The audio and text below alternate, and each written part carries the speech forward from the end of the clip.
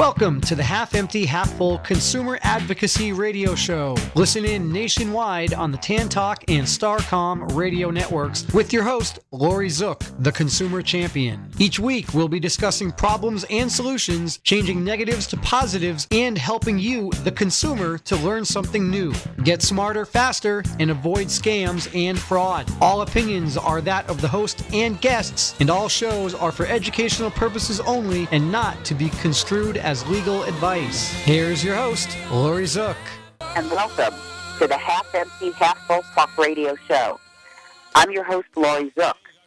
Each week, we'll be discussing problems and solutions, changing negatives to positives, and helping you, the consumer, to get smarter faster. Now, my guest today is Alicyn Leigh, and Alicyn is a national pet advocate. And we're going to be talking about what you need to know about animal welfare and advocacy. I want to welcome Alicyn to the show, and can you share with our listeners a bit about yourself and your background? Oh, thank you for having me, Lori. It's an absolute pleasure to be here. Well, I'm a pet advocate promoting animal welfare issues in the media since 1995. I am an award-winning writer, noted nationally and internationally, penning animal welfare stories for my weekly Pets column that was published by the Long Island Press since 2012. I had a run of about 7 years. I'm actually one of the first journalists to scribe 4 animal pet-related cover stories for weekly news publications. We had an online readership of over 1 million. I'm also an accomplished equestrian who started riding at the age of 8 years old, and I showed the 8th Circuit. I taught, I managed a show barn, and I also judged. I have also given time volunteering for animal shelters and rescue organizations. I've hosted my own radio show, Alicyn's Pet Talk. I've held fundraisers, Kids for Animals and Rockin' for the Animals. I've been the Long Island Pet spokesperson for Agway, and I've written pet columns for the Pet Channel website and the South Shore Tribune newspaper. I've made numerous radio show and television appearances, including Fox Pet News and News 12 TV. This is all to promote humane education, responsible pet ownership, shelter adoptions, rescue organizations, and most importantly, my hallmark, spay-neuter. When I'm not immersed in the realm of animal welfare, I will enjoy different types of music and movies, especially the genre of sci-fi and horror. I am a former professional photographer. My live concert photos have been published, and the acts I have photographed are Dream Theater, Braindance, Cirque du Soleil, Black Eyed Peas, just to name a few. In 2006, I created and produced the first of its kind Gothic Calendar 2006, and then again in 2007. In 2008, Lori, I became deaf, and due to the trauma of going through this horrific loss, I retired. But in 2009, I received a cochlear implant, and I now volunteer as a national pet advocate by spreading the good word of important animal welfare issues to animal lovers of any age. Now, Alicyn, tell me a little bit. You and I have known each other for a long time. And yes. I know that there's a documentary that's being made about you. I think it's called To Hell and Back. Can you talk about that documentary? Wow. This is the most exciting project I have ever done in my life. And this documentary is going to change people's life. It's called To Hell and Back. It's being directed and filmed by the award-winning Marina Pinzon and the filmmaker Bora Bora, who is noted of the progressive rock band, progressive dark wave band, Braindance. This is going to be a documentary about the trials and tribulations of my life, focusing on me going deaf and then making a comeback. The documentary is being made to inspire those with similar conditions who have no hope. and to let people know there is a light at the end of the tunnel. If I can make it, if I can fall down on my knees and crawl back up and make it, so can everybody else. Well, I want to thank you very much for being on the show. And I want to talk about animal advocacy. In this segment, let's talk about pet ownership basics. You know, I'm an animal advocate also for a Great Dane rescue. And I see things, people don't do their education sometimes before they adopt an animal. But let's talk about ownership. How long is the commitment for a cat or a dog? Well, if you're going to acquire a cat or a dog, you must know that the commitment is at least 15 years or more. Today's veterinary community is so advanced that they have medications to control diseases and conditions. So cats and dogs are living, I've heard, 17, 18, 19, even 20 years old. So you can definitely say that if you're going to acquire a cat or a dog, it's going to be at least a 15-year commitment. Okay, now, what is involved with this commitment? You know, I know there's cost, there's behavior. What do people need to know? Because sometimes, you know, they adopt an animal, and in the case with the rescue I'm with, if they're adopting a Great Dane, we have to let people know what's involved, because the size of the dog is so large. They're going to spend a lot of money on food and vet bills. So talk about what's involved with commitment. Well, you're absolutely right about the costs. That is my first concern when somebody comes to me and says, Alicyn, you know, I'm thinking about adopting a pet. And my first concern is monetary issues, because you need to feed this pet every single day. Some pets eat twice a day. You need to know that you're going to feed an animal on a daily basis. I would like people to learn that rearing an animal is similar to rearing a child. A child needs to be fed 3 times a day, a couple of snacks. You cannot neglect an animal's health. If you don't feed them, it's malnutrition. Other costs involved are veterinary cows. That's next on my list. Veterinary cows. Right away, your kitten or your puppy, your rabbit, your guinea pig needs to be inoculated. Booster shots are imperative. Rabies shots, licensing, microchipping. This is costly. What I advise prospective pet owners to do is to consult their local veterinarian. Talk to a friend or a neighbor and ask, or even a rescue organization or your local shelter, ask them to refer a local veterinary hospital that's reputable.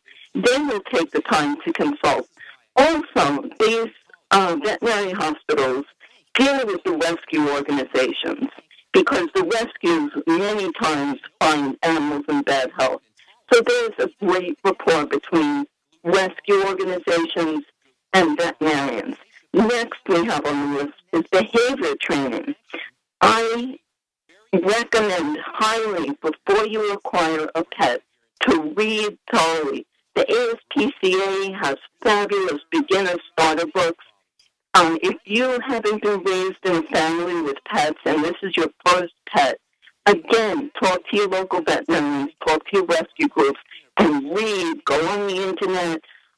Read. I can't stress that enough.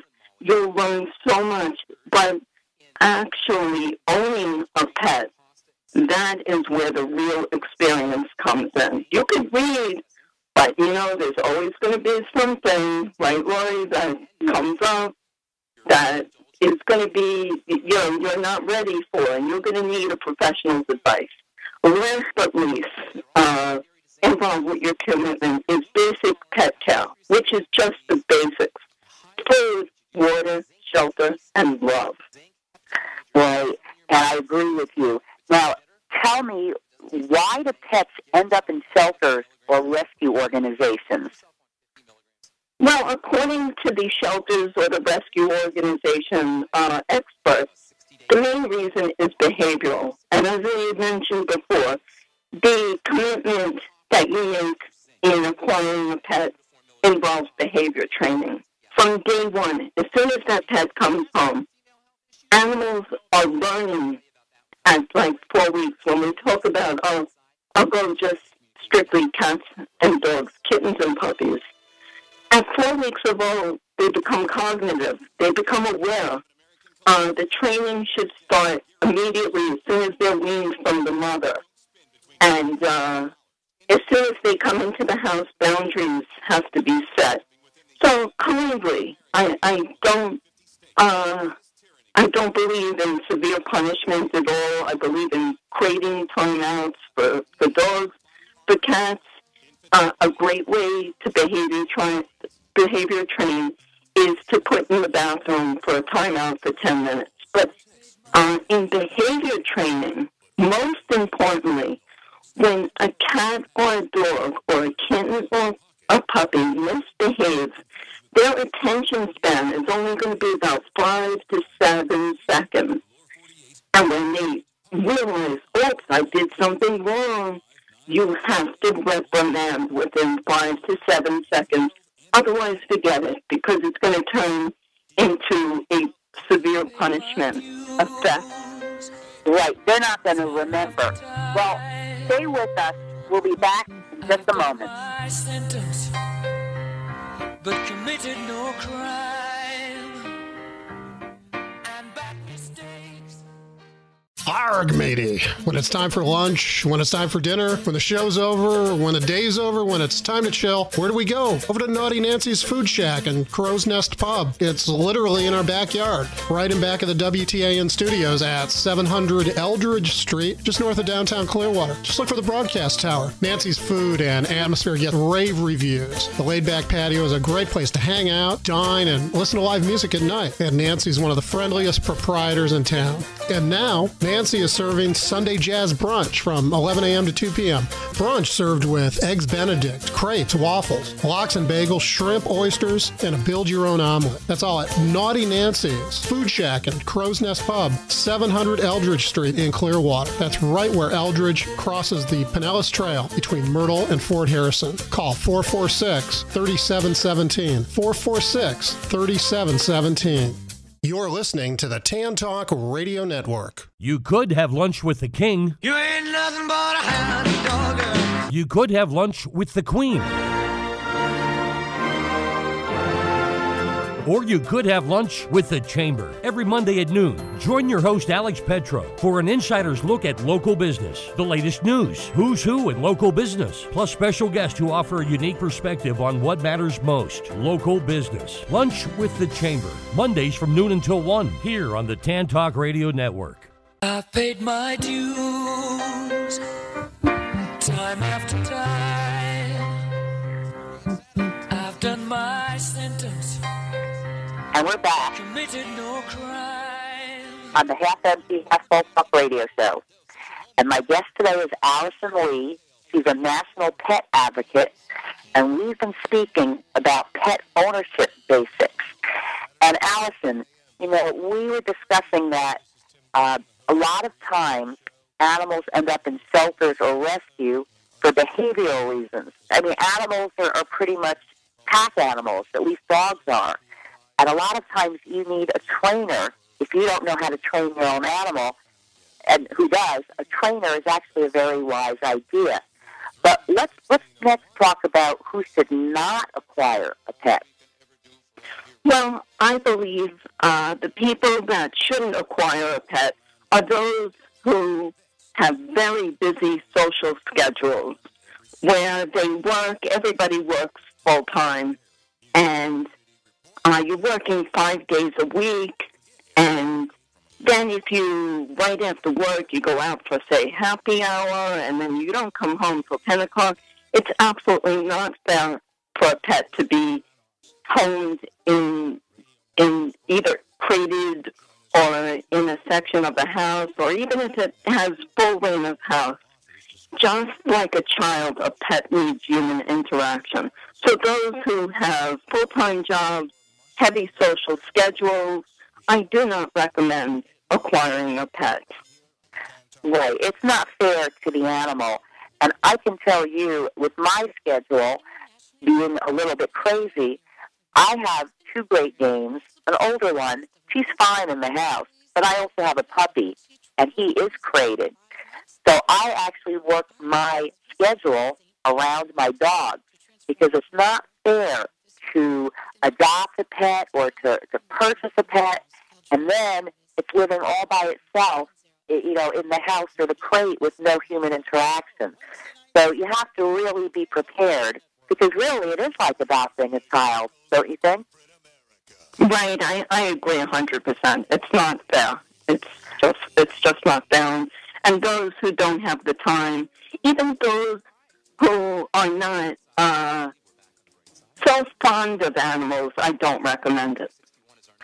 All right, now, why do you think that today's society is considered a disposable society? Well, I feel, Lori, that times have changed. Family values are different. Families are broken up. People have become very selfish. They're too busy. They have the impulse buy.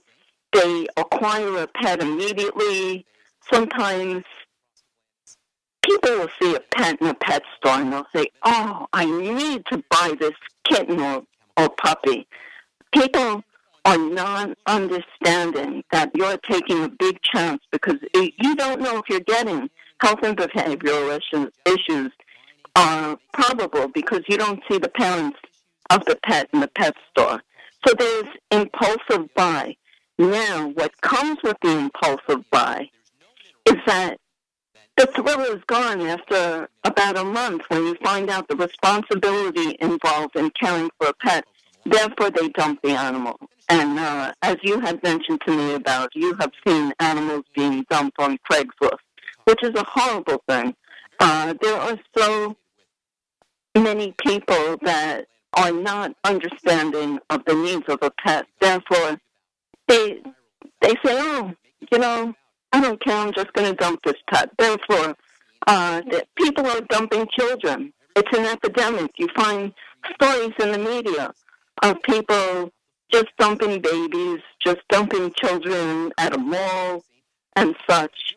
And it's just really a shame. And we are a disposable society, not the true blue animal lovers.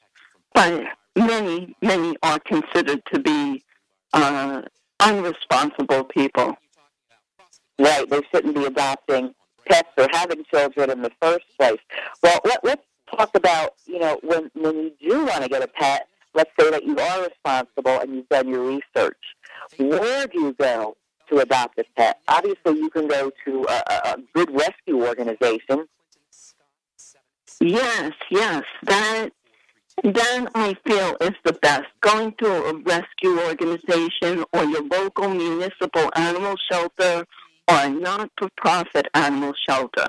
And my reason for this is because these rescue organizations and shelters have phenomenal volunteers who work with the animals. They learn the history of the animal. They temperament test the animal. You know what you're going to get 9 times out of 10.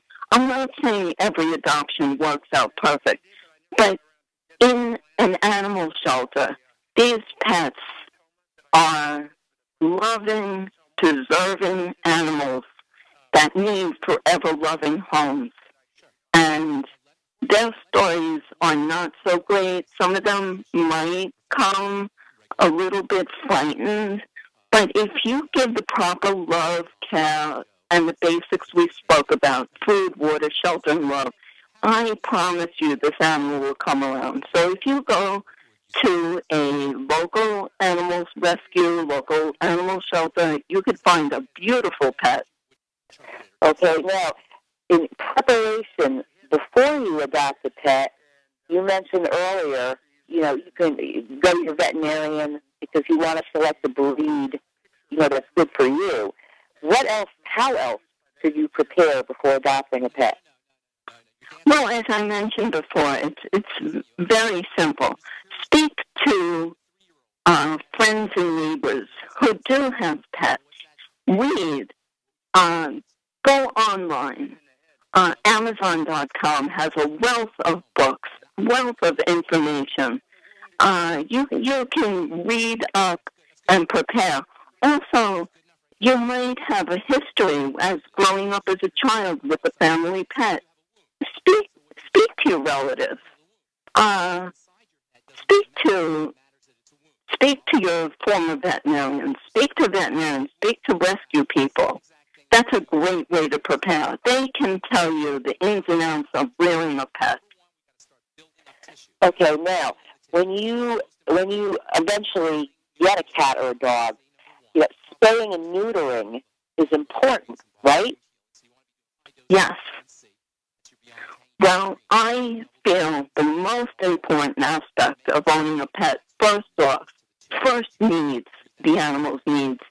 If this animal is not spayed or neutered, it needs to be done so. It's a simple procedure done by a veterinarian. It's not costly. First of all, it prevents behavioral problems because the mating drive will be gone. Next, I know a lot of people don't know this, but it actually, spaying or neutering can prevent certain types of cancer. Ask your veterinarian.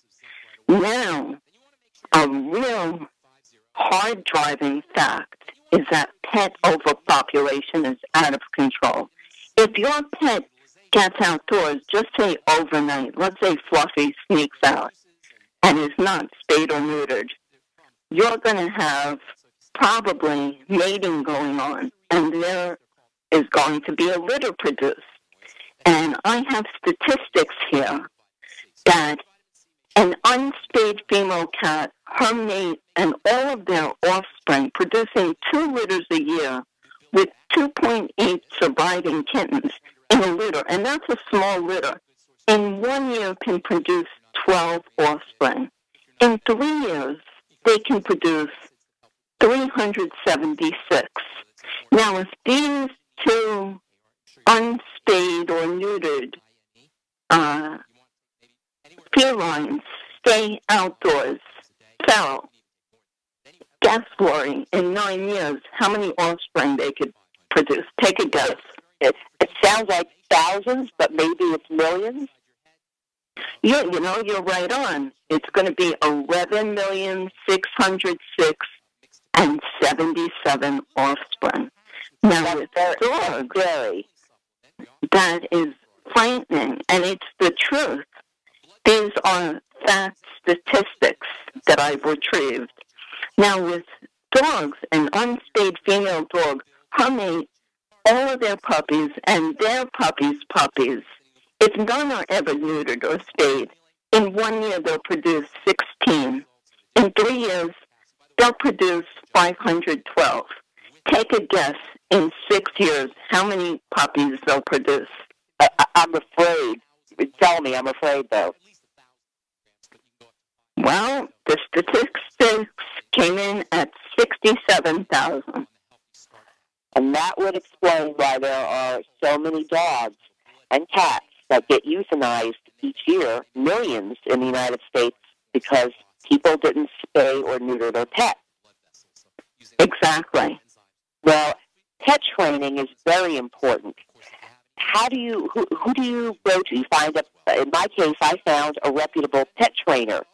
That's probably the best way, right? Yes. Pet training is imperative. You can't go wrong with a trainer. Once again, talk to everybody I mentioned. Find a responsible pet trainer who I would say has a good deal of experience. You should definitely look into pet training. And if you find your pet is having behavioral problems, some people go through pet ownership with their own training is appropriate, but sometimes you need to get a professional pet trainer in. And there's many. I recommend going through rescues or your veterinarian again, or friends to recommend. I don't recommend just finding somebody cold, because this is somebody that's going to come into your home. Right. All right, well, stay with us. We're going to be back from the break in just a moment. But committed no crime and bad mistakes. I've made a few. Show me the money. It's the Employment Opportunity Hour with Gene Hodge every Thursday night from 7 until 8. So the purpose of the show is to help you out there to find something that you enjoy doing instead of a job. And at the start of the show, I normally give out a formula, which I know will guarantee you to find the type of job that you want right now. Find out the formula to an enjoyable job with Gene Hodge's Employment Opportunity Hour every Thursday night from 7 until 8 here on the Tan Talk Radio Network. Show me the money. Frozen. In that instant when the puck appears in the back of the net. In that moment when jaws open in astonishment. In that second, everything stands still. But the next second, you are the energy that shatters the stillness. The Tampa Bay Lightning. Be the Thunder. Lightning single game tickets are on sale now. Visit TampaBayLightning.com or call 800-745-3000. Tampa Bay's Tan Talk. Entertaining and informative radio for the Sunshine State. I've paid my dues time after time. I've done my sentence, but committed no crime. And welcome back to the Half Empty, Half Full Talk radio show. I've been speaking with National Pet Advocate Alicyn Leigh. We're talking about animal advocacy, and we've been discussing things you should know about acquiring a pet. Now, Alicyn, give me your thoughts on backyard breeding, because I think that's a very big problem with today's society. Yes, I agree. It is a huge problem. Some people feel that they think that it's a great idea to breed their pets to show their children how pets have litters and talk about the birds and the bees. This is not appropriate.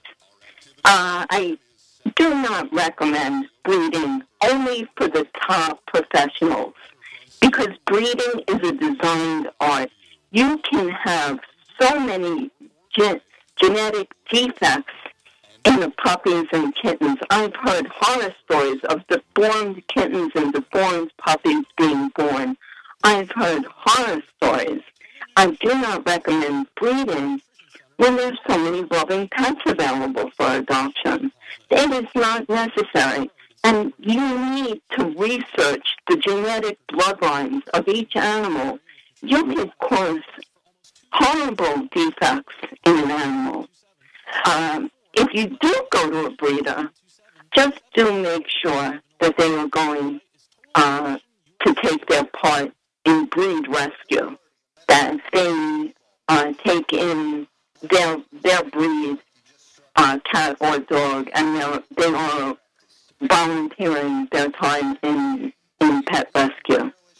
Right. Now, a good breeder will take back an animal, a pet that they've placed if it doesn't work out, whereas a disreputable breeder doesn't want anything to do. They're just in it for the money. They're not necessarily in it to breed a better pet. Now, I can tell you, in the case, I have a Great Dane puppy that's 13 months old, who is a rescue down here in Florida, and I actually have the paperwork from the people that originally owned the dog, and he came from a pet store, which is known as a puppy mill selling store. And he does have, his colors are very unusual because he was really a very badly bred Great Dane. And as a result, he does have some medical conditions. Now, that doesn't affect my love for the dog, but it makes me aware of what people are doing by breeding certain pets together. You can come out with a pet that is deaf or a pet that is blind or both. So you really have to know what you're doing. Now, Alicyn, I want to talk a little bit about kids and pets. You know, how old should a child be before a family acquires a pet? Well, that's an interesting topic. Some families actually have pets, and they actually decide to have a family. So there's an infant in the house with a pet already, and you need to acclimate the baby to the pet. A great way of acclimating the pet to the baby is, before the baby comes home from the hospital, is to take blankets, wrap them around the infant, bring them home to the pet, let the pet get the scent of the baby, and treat the pet. Give the pet the favorite treat, so that when the baby comes home from the hospital, the pet can associate good things with the infant, and it won't feel neglected that all the time is being given to the infant. So right away, infants are going, you see on YouTube all the silly videos of infants playing with pets, but the most important aspect of this pet ownership, kids and pets, is parental supervision. Never leave your infant or your child unattended. If you don't already have a pet and you have a child, a great age for a child to start becoming acclimated to having a pet is about 4 to 5 years old. Okay. Well, what would a good starter pet be? Because a cat or a dog, those are pretty big responsibilities. Are there some pets you would recommend to start out with? Yes. Fish are nice pets. They're easy care. Hamsters are gentle. Guinea pigs are a lot of fun. Small birds are great. But I repeat again, there should always be parental supervision. And the parent should never put a child in charge of a pet. Never, ever. The child does not have the ability to care for a pet properly. They don't have the attention span yet or the understanding. So please, parents, when you do acquire a pet involving your child, please know that the responsibility will be on your shoulders till the child is around, say, 16 to 18. Then you could start giving most of the responsibilities. But again, please keep supervision there. Well, I agree. I think supervision is something that lacks in a lot of families. And, in the case of larger pets or larger dogs, if you don't supervise a child around a pet and that child teases or tortures the pet or the dog in this case, or even the cat, that animal is going to strike out to defend itself. And when a pet is very large, it can do a lot more damage to a child than maybe a smaller pet. But you want to avoid all of those problems to begin with by supervising the child and the pet both. Right now, let's talk a little bit about that. Why is socializing a child with an animal so important to rearing a child? Well, first of all, it teaches them responsibility, which is, in life, we need to be responsible. We need to hold jobs. We need to hold relationships. It teaches them about responsibility, and it also teaches them love and kindness, which our society is so lacking today. And I feel to be a responsible person in today's society, I feel bringing an animal into a child's life is so enhancing. And the animals give unconditional love and kindness. And this will show the children that. And also, a great fact is that having an animal around a child will make them more worldly in our society, so that when they have friends and neighbors that have pets, they can become social with these families. The child will not be afraid if they encounter the pets. Right. I know from having large dogs, and I'm a big child here, if I walk my dog, because he is so large, everybody stops to meet me because they really want to meet the dog. And that's how you get to know your neighbors. Now, what should a child do if they're alone outside and they see a stray pet? Well, that's a great question, because parents need to discuss with their children when they reach the age where they're starting to go outside alone, approximately 4 to 5 years old. The parent needs to teach the child immediately to stay back from the animal and do not ever touch the animal. The parent needs to teach the child to give identification to the parent about what type of animal they saw. They could have seen a raccoon in daytime, which we all know that raccoons are nocturnal, and there could be the rabies disease present, which is dangerous if a human being gets bit. A stray dog or a stray cat might be frightened, and if the child approaches this animal, they might bite or strike out. So the parent, when the child comes back and discloses that they witnessed an animal outside, the parent should call the local humane society, report the stray, also call the police department, report the stray. There could be somebody on the lookout for their lost animal. Right. I think you're right. You have to be very careful. And most of us learned early about raccoons. If they're out during the daytime, don't touch them. Another one, bats, the same type of thing. Don't touch it. We're going to be back in just a moment. I've done my sentence, but committed no crime and bad mistakes. Tom O'Brien is on the Tan Talk Radio Network. Every Monday through Friday from 4 till 5 p.m., Tom takes to the airwaves as he breaks down the day's market action. Tom combines his technical knowledge of the markets with his years of trading experience to take your calls and questions every market day from 4 to 5 p.m. Whether you're new to trading or an active day trader, don't miss out on the Tom O'Brien Show live on the Tan Talk Radio Network from 4 to 5 p.m. Monday through Friday. Show me the money. It's the Employment Opportunity Hour with Gene Hodge every Thursday night from 7 until 8. So the purpose of the show is to help you out there to find something that you enjoy doing instead of a job. And at the start of the show, I normally give out a formula, which I know will guarantee you to find the type of job that you want right now. Find out the formula to an enjoyable job with Gene Hodge's Employment Opportunity Hour every Thursday night from 7 until 8 here on the Tan Talk Radio Network. Show me the money.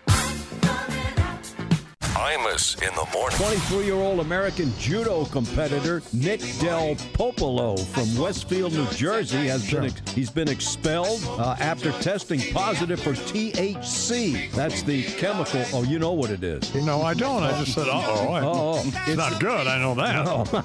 Don't try to paint me in this drug corner, Warner. It's the chemical found in the marijuana and hash. Oh, really? Imus in the morning. On the stations of the Tan Talk Network.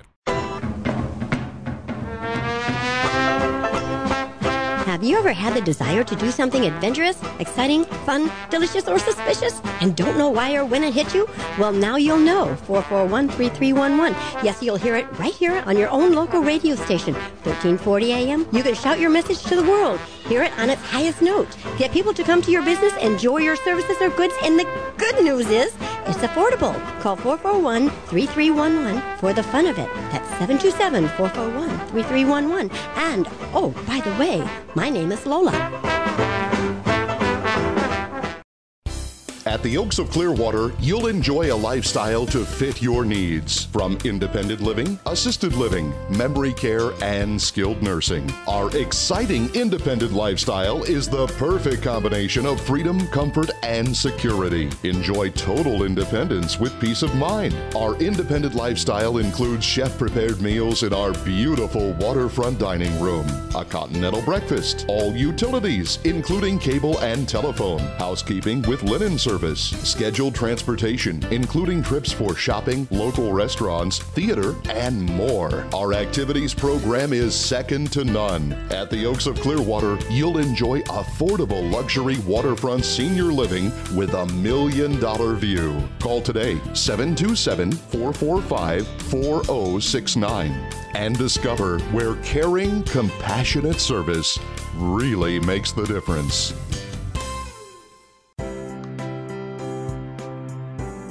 Hubble Funeral Home and Crematory, close to you when you need the most. Hubble Funeral Home and Crematory is conveniently located off West Bay Drive in Bel Air and is accessible to individuals with any physical challenges. Hubble Funeral Home and Crematory has taken great care to provide surroundings of peace and comfort and is proud to offer formal chapel seating for 80 to 120 guests, a separate repose room with living room furnishings for a relaxed, more intimate service, a private clergy room, 2 comfortable arrangement rooms, a state-of-the-art music system, and ample parking. Hubble Funeral Home and Crematory invites you to stop by and tour their facility at any time at 499 North Indian Rocks Road in Bel Air Bluffs. And please feel free to call anytime. 727-584-7671. Hubble Funeral Home and Crematory. Simply compassionate. Find them online at hubblefuneralhome.com. Tampa Bay's Tan Talk. Entertaining and informative radio for the Sunshine State. I've paid my dues time after time. I've done my sentence, but committed no crime. And welcome back to the Half Empty, Half Full Talk radio show. I'm your host, Laurie Zook, and my guest today is National Pet Advocate Alicyn Leigh. She's actually joining us from New York. Now, Alicyn, in this last segment, I want to talk about something that I find difficult to talk about, which is animal cruelty and abuse. Now, what is considered to be animal abuse? Anything considered to be animal abuse would be, first off, neglect and severe punishment. Neglect could be anything from starvation to just unattending to the animal's basic needs. Animals will become withdrawn. You'll see ribs showing, weight loss, dehydration. You can see animals tied up outside, such as dogs, and left unattended in the heat. You can see dogs left in cars with the windows rolled up in the extreme heat. Those are something along the lines of animal abuse. There are a lot more horrific crimes where people do worse, where we've had cases of actually people who are emotionally unstable who have actually set animals on fire. Right. People are crazy, some of them anyway. And I'm sure you remember what happened with Michael Vick and the animal fighting. Some people, use the animals for fighting. And one thing that I am upset with is when people post out on Craigslist for their pets, to be adopted, they give them away sometimes for free. So the animal abusers look for the free pets, and people don't realize that that's what they do, is they're doing something with those pets that's probably not legal. Not all of them, but some of them. And right. Well, if you're gonna abandon a pet, which we discussed before, you should be a responsible pet owner and keep the pet for the life of the animal. But sometimes life situations happen, and you need to give up a pet. You need to do your homework and actually interview thoroughly the person you're going to adopt to. And, I've seen signs, pet for free, and you can't just abandon a pet like that and just give it away, not knowing who's going to take over. That's just like, would you give your child away? I mean, this is 2014. Why? How can we be so irresponsible and neglectful? I don't know. I find it disturbing that people would do that to begin with. But why do you think our society is so unaware of these horrible acts? I mean, sometimes it makes the news, but a lot of them don't make the news. Right. Well, I think our society is unaware because humane education is needed desperately in our schools, in our public school curriculums, which nobody is doing. The privatized schools are doing it, but you do have special programs which are few and far between for vet tech assistant, vet tech care, and then you could go on to college, and there are humane education courses, but general information is not there. So people are unaware because they're not knowing what basic pet care is. They are not aware of what neglect and abuse is. They just walk by the dogs in the cars when it's 110 degrees.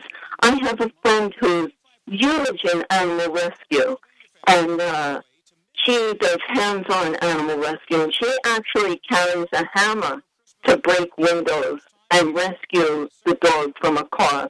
I don't know if that's against the law, but in my book, I say more power to you. Right, but another problem too, because I've called the police if I see an animal in a car in Florida in the summer where it can rise to 130 degrees in about 15 minutes. And I actually did that a few years back. And do you know that the police did not want to come out? And I told them that if they didn't come out, that I was going to call the local news station to come out. And that prompted a call, and they went in and they got the owner. It's very upsetting that people could do something like that. Now, is it true that also that serial killers have started out torturing animals? Yes, they have actually documented proof in a book called Cruelty to Animals and Interpersonal Violence, written by Randall Lockwood and Frank R. Ossione. And this great, amazing book that endorsed me at one time, this book shows the correlation between human abuse and animal abuse. It cites the horrific, notorious serial killers John Wayne Gacy and Jeffrey Dahmer, who started torturing pets as children. And it's all documented in this book. These serial killers, which are the worst crime offenders in our world's history, they start with animal abuse and torture. Well, if you see your child harming the family pet, that's a problem. If you see a person, harming an animal, you call the police. What are your thoughts on that? I mean, why doesn't America have stronger laws for animal cruelty? I've read that the FBI is now supposedly enforcing, I believe it was the FBI, has some type of animal cruelty law. I might be wrong, but I know the laws are supposed to be stronger. Right. Well, the FBI is trying to start a database on the Internet to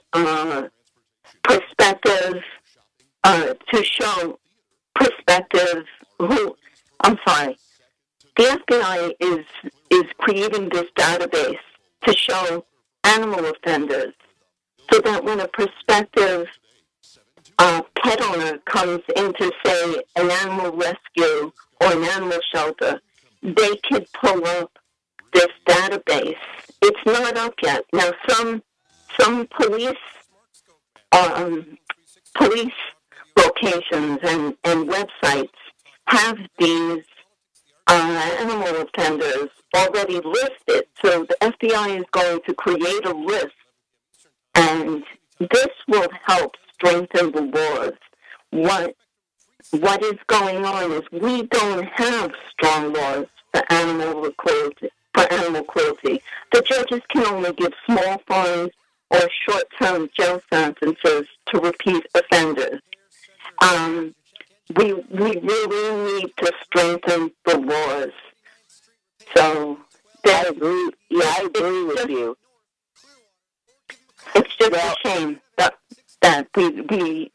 we can actually have somebody, say a serial killer, executed. But I feel if you kill a pet, it's the same thing as killing a human. Therefore, the laws should be life in prison or even execution. Same thing. Okay, now, as animal lovers, what can we do to help? Well, I believe that if we all join together, put together petitions, get every person you know with social media networking. You can network with animal lovers throughout the world. Get petitions together. Have rescue organizations, veterinarians, have everybody join together. Make petitions. Go to your local supervisors, town supervisors. Go to your city mayor. Go to local politicians. Get everybody together. We need the laws strengthened. Actually, one thing that Obama did that was fabulous, President Obama signed a law to stop equine slaughterhouses from running in the United States. So the government is aware of animal abuse, animal cruelty. We just need strength in numbers. We need to join together as animal lovers.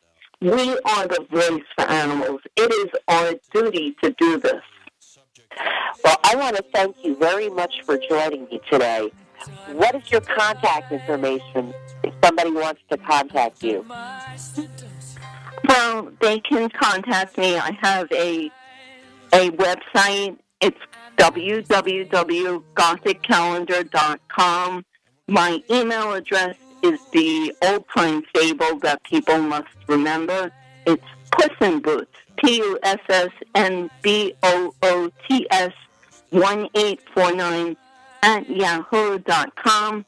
My Facebook logo is Alicyn Leigh Stander, ALICYN Leigh, LEIGH Stander, STANDER. Thank you so much, Roy, for having me as a guest. It's been a pleasure.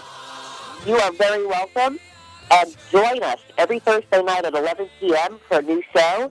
Learn something new every week and get smarter faster. Be safe.